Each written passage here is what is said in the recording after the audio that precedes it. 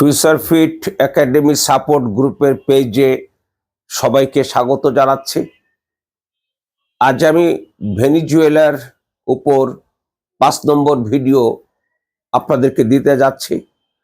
এর শিরোনাম, আমেরিকা কি আবার ফিরে যাচ্ছে 19 শতকের মনরো ডক্ট্রিনে? ভেনিজুয়েলায় অভিযানের পর ডোনাল্ড ট্রাম্প দক্ষিণ আমেরিকার বিভিন্ন দেশে অভিযান চালাবার জন্য পরোক্ষ এবং প্রত্যক্ষ হুমকি অব্যাহত রেখেছেন। এর পেছনে কাজ করছে মনরো ডক্ট্রিন। আছে জ্বালানি তেলেরও স্বার্থ।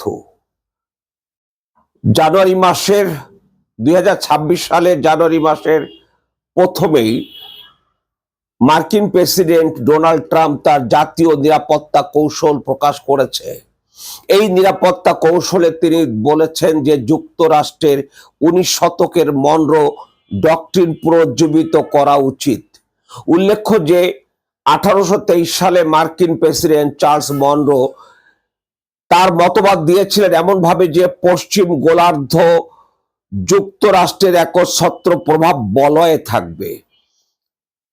সেই 19 শতক থেকে শুরু করে 20 শতকের 1939 থেকে 1945 পর্যন্ত দ্বিতীয় বিশ্বযুদ্ধের মধ্য দিয়ে মার্কিন যুক্তরাষ্ট্র মনরো ডক্ট্রিন থেকে সম্পূর্ণ বেরিয়ে আসে।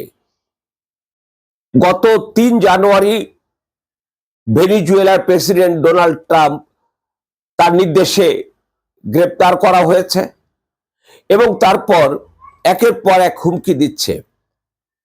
কলম্বিয়ার প্রেসিডেন্ট গুস্তাভো পেট্রোকে সরাসরি হুঁশিয়ারি দিয়ে ট্রাম্প বলেছেন কলম্বিয়ার অবস্থা খুবই খারাপ, সেখানে একজন অসুস্থ ব্যক্তি দেশ চালাচ্ছেন, তিনি কোকেন উৎপাদন করে যুক্তরাষ্ট্রে বিক্রি করতে পছন্দ করেন, তবে তিনি বেশি দিন এটি করতে পারবেন না। কলম্বিয়ার পর ট্রাম্প সতর্ক করেছেন ফিদেল ক্যাস্ত্রোর দেশ কিউবাকে। তিনি কিউবাকে সরাসরি আক্রমণের হুমকি দেননি, বরং কিউবার কথা তিনি বলেছেন কিউবা পঙ্গু হয়ে গিয়েছে, কিউবার অর্থনৈতিক সঞ্চালনটা আসে হলো ভেনিজুয়েলার তেলের বিক্রির উপরে।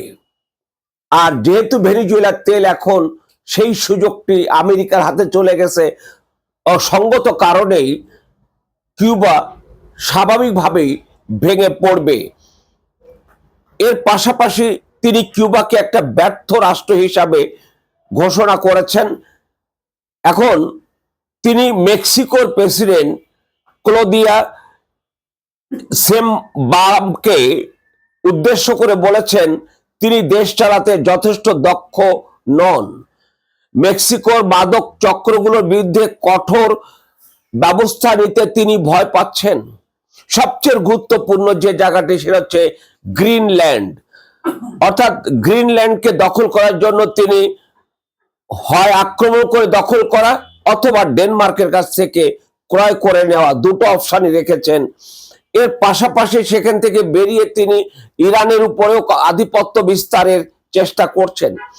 মোট কথা হলো তিনি দক্ষিণ আমেরিকা কেন্দ্রিক একটা বলয় গড়ে তোলার প্রয়াস পাচ্ছেন, যাতে করে সেখানে চীন, রাশিয়া, অন্যান্যরাও প্রভাব বলয় আনতে না পারে। আমি আগামী ভিডিওটা দেব এই যে দক্ষিণ আমেরিকায় চীনের যে ব্যাপক বিনিয়োগ সেটি কোন অবস্থায় গেল। অর্থাৎ আগামী ভিডিওটা হচ্ছে দক্ষিণ আমেরিকার নীতিতে চীন কি পরিবর্তন আনবেন। ধন্যবাদ সবাইকে, ভালো থাকবেন।